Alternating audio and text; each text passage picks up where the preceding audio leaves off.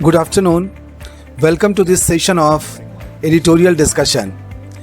मैं बीके सिन्हा आपका स्वागत करता हूं इस एडिटोरियल डिस्कशन वाले सेशन में।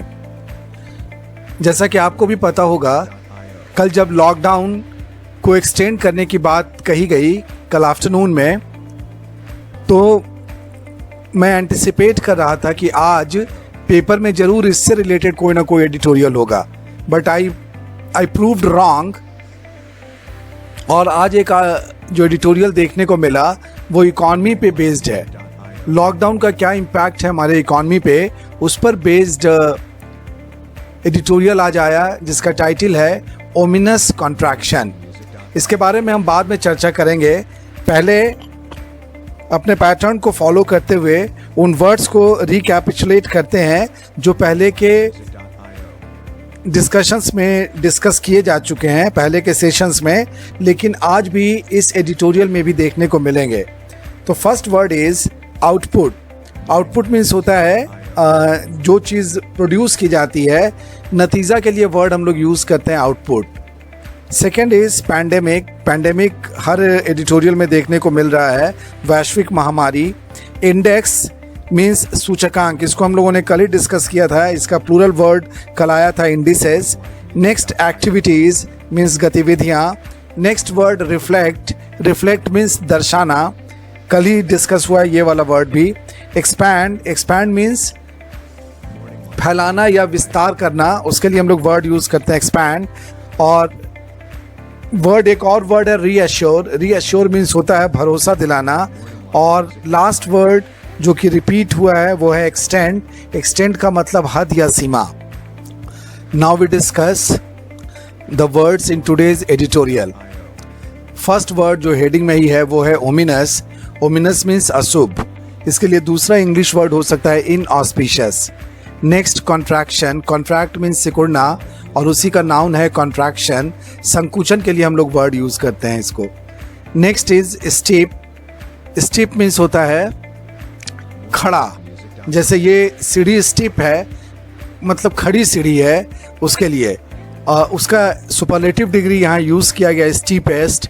स्टीपेस्ट मीन्स सबसे तेज़ी से या सबसे खड़ी। नेक्स्ट एक बहुत ही नया वर्ड है, शायद फर्स्ट टाइम आप लोग भी देख रहे होंगे, पोर्टेंड। पोर्टेंड। पोर्टेंड मीन्स होता है संकेत मिलना, इशारा मिलना, उसके लिए हम लोग वर्ड यूज़ करते हैं पोर्टेंड। Next is protracted. एक वर्ड है प्रोट्रैक्ट। प्रोट्रैक्ट मीन्स होता है लंबा खींचना, और उसी का एडजेक्टिव है protracted. For example,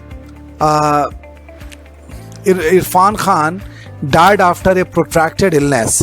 Irfan Khan की अभी जो डेथ हुई लंबी बीमारी के बाद हुई, वहाँ पे हम लोग इस वर्ड को यूज़ करते हैं। Then comes the word core. Core means मूल, बेसिक। बेसिक के लिए वर्ड हम लोग यूज़ करते हैं कोर, बट यहाँ पे इकॉनमी का टर्म यूज़ किया गया है कोर सेक्टर। कोर सेक्टर के बारे में जान लेना चाहिए कि क्या होता है कोर सेक्टर। तो कोर सेक्टर में जो भी इंडस्ट्रीज़ आती हैं उनको हम लोग डिफ़ाइन करते हैं कि ये बहुत ही बेसिक या की इंडस्ट्रीज़ हैं किसी भी इकॉनमी की, जो दूसरे इंडस्ट्रीज़ को सपोर्ट करती हैं। इनके बिना किसी देश की इकॉनमी चल नहीं सकती है। ऐसे इंडस्ट्रीज़ को हम लोग कहते हैं कोर इंडस्ट्रीज़, और ये जो सेक्टर कहलाता है हमारे इकॉनमी का, this is called core sector. जैसे अगर हम इंडिया की बात करें तो इंडिया के कोर सेक्टर में 8 इंडस्ट्रीज़ को रखा गया है, और वो इंडस्ट्रीज़ हैं coal, crude oil, natural gas, petroleum, fertilisers, steel, cement and electricity. ये जो इनसे रिलेटेड जो इंडस्ट्रीज़ हैं, they form the core sector of Indian economy.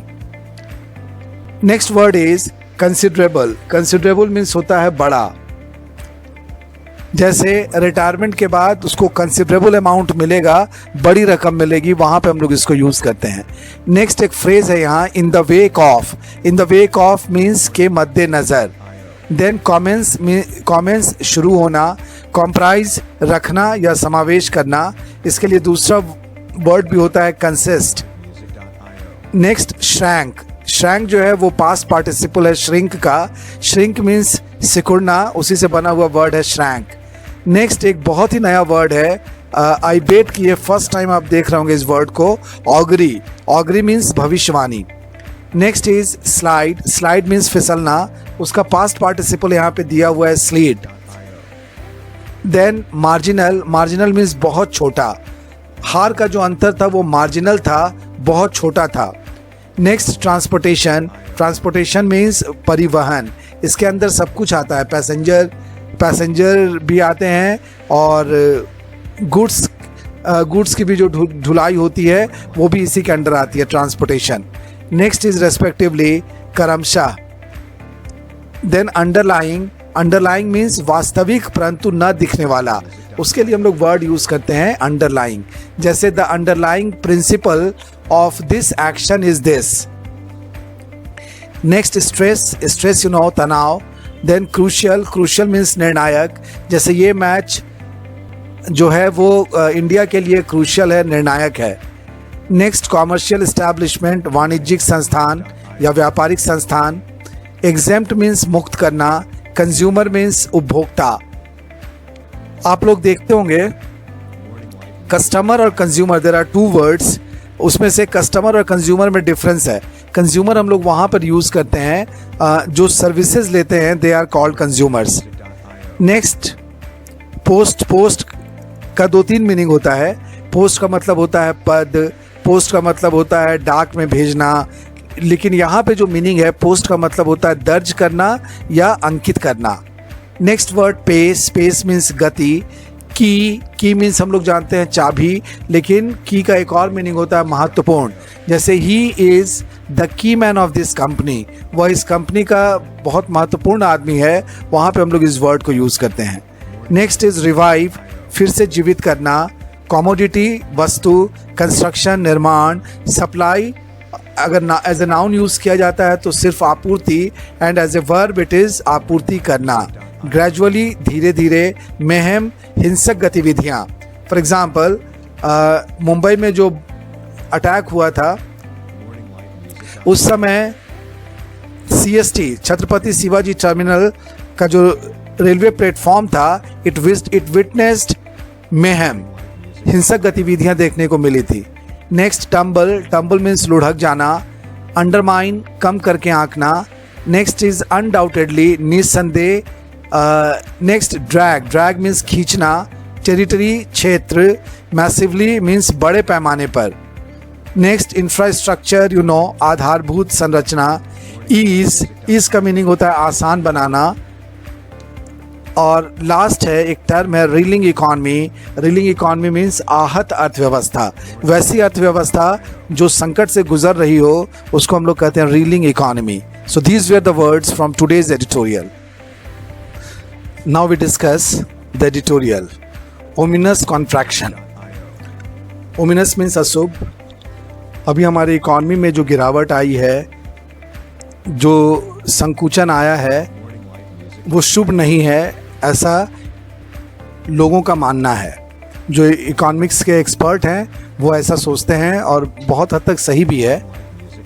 The latest data on core sector output is signalling that considerable economic pain lies ahead in the wake of the COVID-19 pandemic and the nationwide lockdown that commenced on March 25th. 25 मार्च से शुरू हुए lockdown में, जो कि अभी भी आगे 2 week और चलेगा, कोविड-19 वैश्विक महामारी को ध्यान में रखते हुए जो लॉकडाउन 25 मार्च से शुरू हुआ है, और उसके बाद core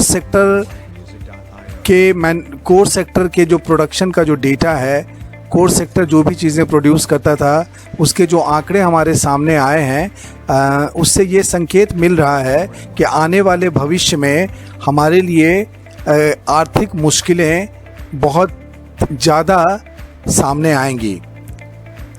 The provisional figures released by the Commerce Ministry show that production at all but one of the 8 industries comprising the core sector shrank in March from a year earlier. Commerce Ministry ने जो आंकड़े अभी तक जारी किए हैं उससे ये साफ पता चलता है कि कोर इंडस्ट्रीज में जो 8 इंडस्ट्रीज़ हैं उनमें से सिर्फ एक इंडस्ट्री, कोल इंडस्ट्री को छोड़कर बाकी सभी जगह के उत्पादन में गिरावट आई है, अगर हम इस साल के मार्च की तुलना 2019 के मार्च से करें तो। और अप्रैल 2012 से जो सीरीज शुरू हुआ कोर सेक्टर का, उस समय से अगर देखा जाए तो ये जो गिरावट है प्रोडक्शन में, ये सबसे ज़्यादा है। चिंता की बात भी है ये। That output contracted by as much as 6.5% in a month when most economic activities ground to a halt only in the last 7 days is a worrying augury। जैसा कि पता है कि 25 तारीख से लॉकडाउन शुरू हुआ, मीन्स मार्च 2020 का एक ही हफ्ता ऐसा था जिसमें कि सारी आर्थिक गतिविधियां रुक गई थी, और उसकी वजह से इस महीने में अगर 6.5% की गिरावट आई तो ये निश्चित रूप से चिंताजनक स्थिति की ओर संकेत करता है। While output at petroleum refineries slid only by a marginal 0.5% as a bulk of the transportation sector was idled only in the last week of March। एक बात गौर करने वाली है कि पेट्रोलियम सेक्टर में मार्च के प्रोडक्शन में बहुत थोड़ा 0.5% की गिरावट आई थी, और इसके पीछे वजह भी थी कि जो भी ट्रांसपोर्टेशन था वो 24 मार्च तक तो चला, सिर्फ लास्ट वीक में नहीं चल पाया था। लेकिन इसके अलावा the 7.2% and 13% contractions in electricity and steel production respectively reflect the underlying stress in the economy, most crucially on the demand side। लेकिन अगर हम मार्च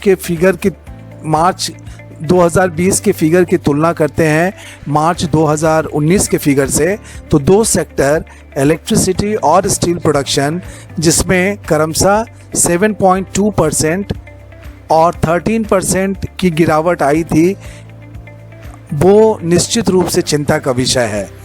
और ये दर्शाता है कि हमारे अर्थव्यवस्था में कितना स्ट्रेस है, इसके लिए कितनी परेशानी है।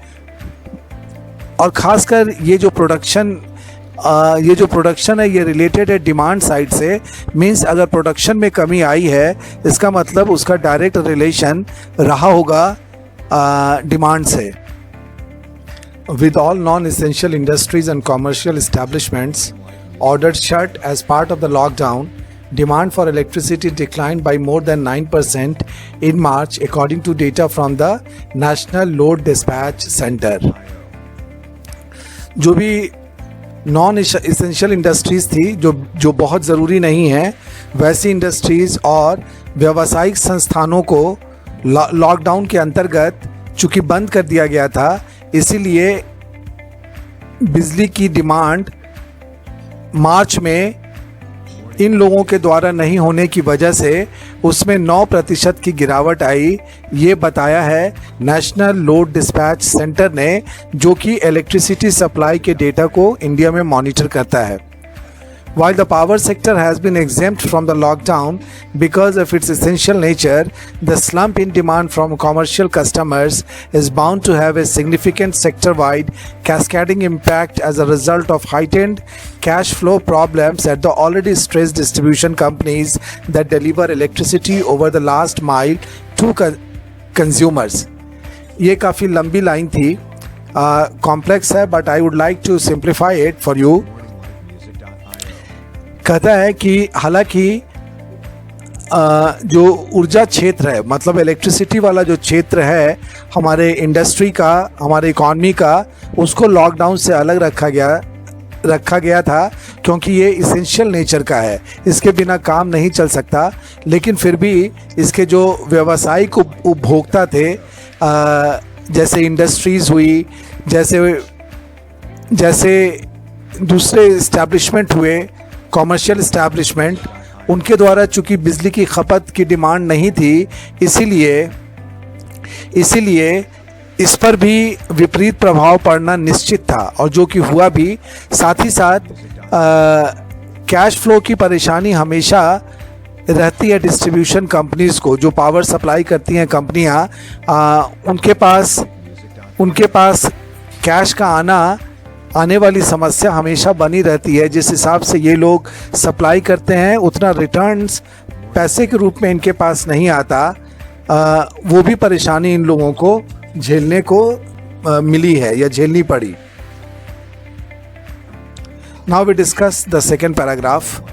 Coal, the only sector to post a positive figure in March as output expanded 4%, also presents a far from reassuring picture as growth slowed sharply from February's 11.2% and was less than half the 9.1% pace seen in March 2019। Coal sector के बारे में ये बताया गया कि मार्च के figure को अगर देखा जाए तो आउटपुट के मामले में इसमें 4% की वृद्धि जरूर हुई, लेकिन फिर भी ये कोई बहुत आशा की किरण लेकर नहीं आई। क्यों? क्योंकि अगर हम देखें तो फरवरी में ये जो ग्रोथ था, ये जो आउटपुट था, ये 11.2% था and was less than half the 9.1% pace seen in March 2019।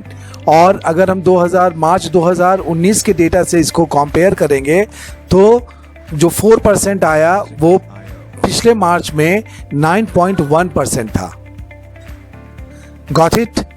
Point is, मार्च 2019 में जो पेस था वो 9.1% था। मार्च 2020 में ये 4% हुआ, मीन्स आधे से भी कम आउटपुट का परसेंटेज देखने को मिला। फरवरी में ये 11.2% था। And with demand for coal from user sectors spanning thermal generators and the key process industries of steel and cement unlikely to revive anytime soon, production of the crucial commodity is very likely to shrink in April। और अगर हम देखें कि कोल का production अप्रैल में कैसा रहेगा, तब भी स्थिति कोई बहुत अच्छी नज़र नहीं आती। क्यों?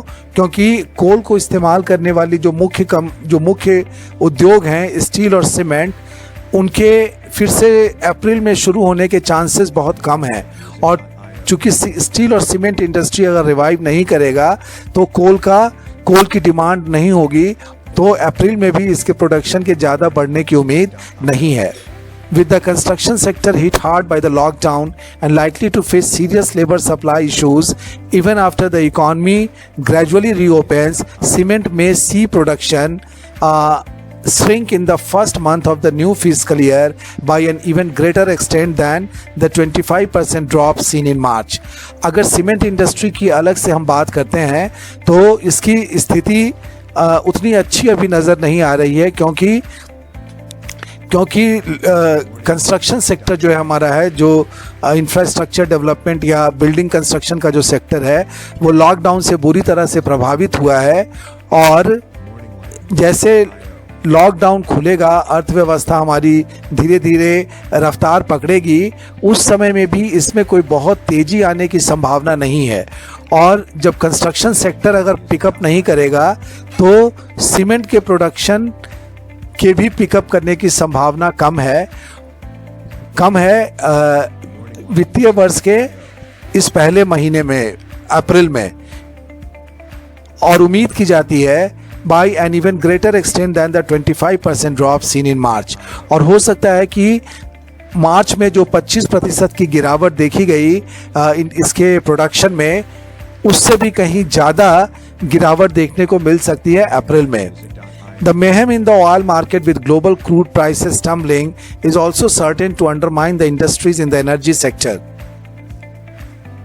तेल के बाजार में जो मारामारी अभी चल रही है पूरी दुनिया में, कच्चे तेल के कीमतों को लेकर जो कि काफ़ी तेज़ी से गिरी हैं, उससे क्या होगा, उससे एनर्जी सेक्टर की जो इंडस्ट्रीज़ हैं वो भी बुरी तरह से प्रभावित होंगी।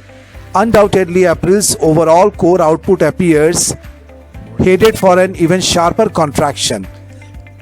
इसमें कोई शक नहीं है कि अप्रैल में कोर इंडस्ट्रीज का जो ओवरऑल प्रोडक्शन होगा उसमें और ज़्यादा गिरावट होना निश्चित है। And with the 8 major industries having a weight of 40.3% in the broader index of industrial production, it is certain to drag industrial output as a whole into negative territory।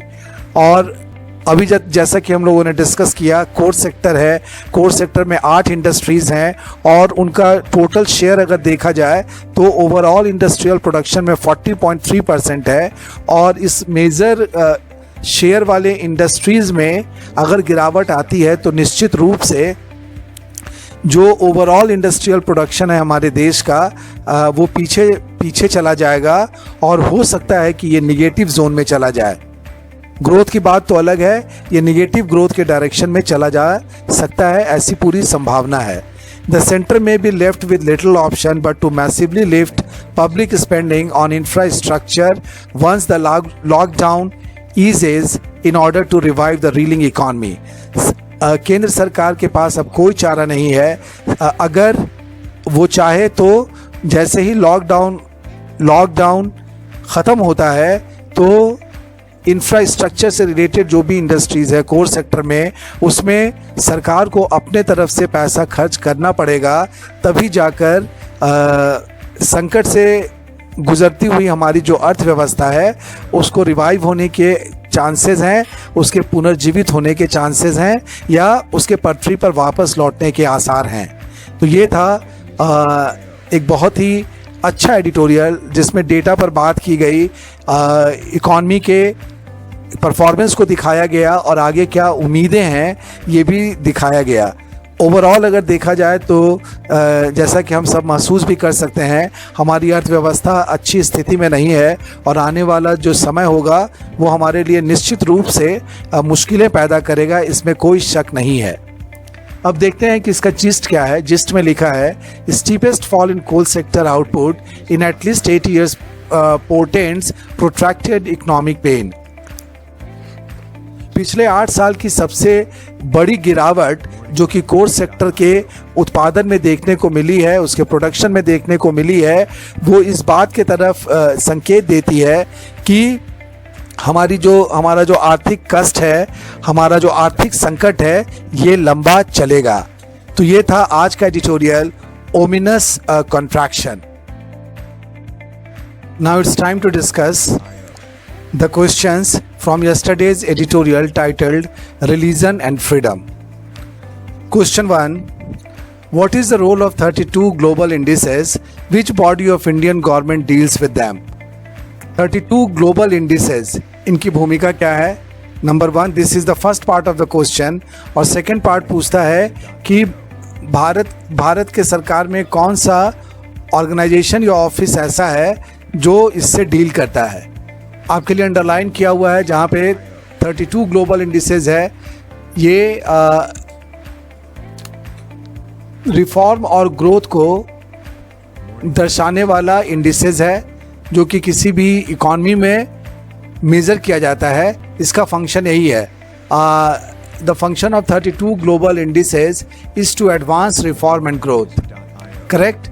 इसका दूसरा आंसर, कौन सा बॉडी इंडियन गवर्नमेंट का ऐसा है जो ये काम करता है, इन लोगों से लियाजन रखता है। So the answer is NITI Aayog. Then answer to question 2. Question 2 says, how does India project itself before the world and what is its ambition? Bharat दुनिया के सामने अपने को कैसा प्रस्तुत करता है? This is one part and the other part is Bharat का एम्बिशन क्या है, भारत की महत्वाकांक्षा क्या है।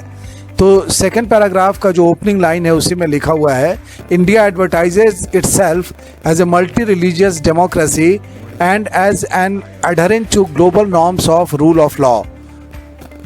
भारत अपने को दिखाता है कि ये एक बहुधार्मिक लोकतंत्र है, नंबर 1, और साथ ही साथ ये दुनिया के नियम कानून को मानने वाला है। और इसकी महत्वाकांक्षा क्या है कि भारत जो दुनिया के लिए जो कानून बनाए जाते हैं वहाँ तक पहुँचना चाहता है, उस टीम में शामिल होने की महत्वाकांक्षा रखता है। Then question 3, what events during the last year made a significant dent to India's reputation? कौन कौन सी घटनाएं पिछले साल ऐसी हुई जिससे भारत की छवि को नुकसान पहुंचा? इसका आंसर भी यहाँ पे दिया हुआ है। रिलीजियस वायलेंस, धार्मिक हिंसाएं जो हुई, incitement and breaking of the rule of law, और भारत में जो कानून की धज्जियां उड़ाई गई लोगों के उकसाने पे, वो निश्चित रूप से ऐसी घटनाएं थीं जिससे भारत की छवि को नुकसान पहुंचा है. सो this was the answer to question number 3. Now we discuss question 4. What is the full form of USCIRF? This is there in the second line of the editorial. आपके लिए बोल्ड भी किया गया है, वहाँ पे आंसर भी मार्क किया गया है 4. USCIRF stands for United States Commission on International Religious Freedom.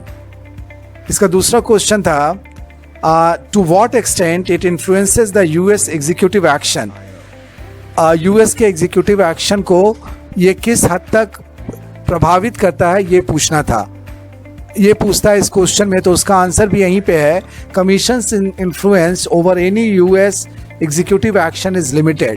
इसका जो प्रभाव है US executive action पे वो लिमिटेड है, सीमित है. And now we come to the last question, question number 5. Name the factors which play crucial role in the smooth functioning of a democracy. कौन कौन सी चीज़ें ऐसी हैं जो प्रभावित करती हैं